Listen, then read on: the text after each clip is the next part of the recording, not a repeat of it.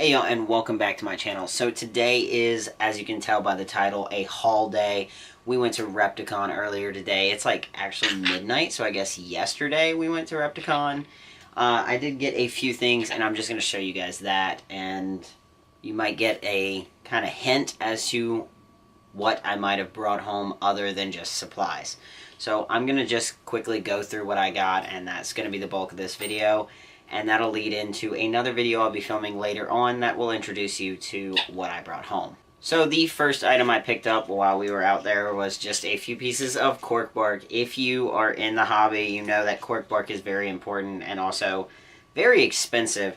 So going to these expos is a good way to get just like little extra pieces, especially if you have smaller animals like my crested gecko and my new friend. So this was a good find. It was like 3 for $5, so I greatly enjoyed finding that little booth going on.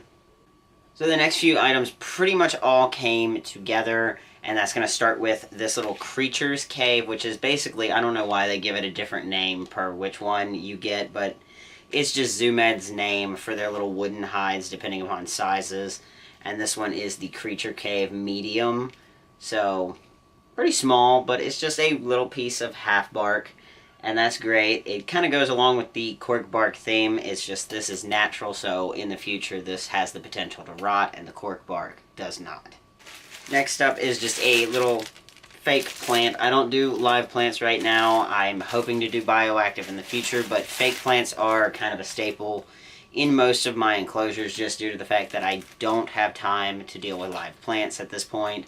So the next item is Creature Soil by Zoo Med. This is a soil specifically meant to hold humidity. It actually is made of 3 different types of soil, including moss. So this is supposed to be able to hold the amount of humidity I'm going to need, and I will perhaps do a review on it later on. You'll probably find that over on my Instagram account and not really on a YouTube video unless it's requested by you guys, the viewers.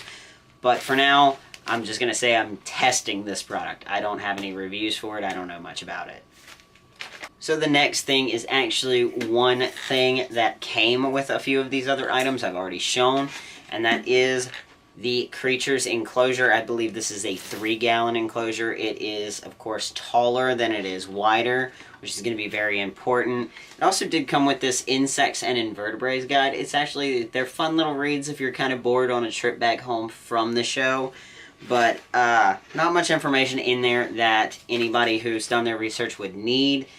But again, it's fun if you're reading about animals you haven't had an option to have. I didn't even know people kept ladybugs as pets. If you do, that's interesting. I'm interested. But this is probably giving you another hint. The only thing I don't like about this enclosure so far is that it opens from the top, but beggars can't be choosers. So I'm hopeful that this will work out at least as a temporary home. So every time I go to Repticon, it is usually for one main reason, and it's the booth I spend the most money at.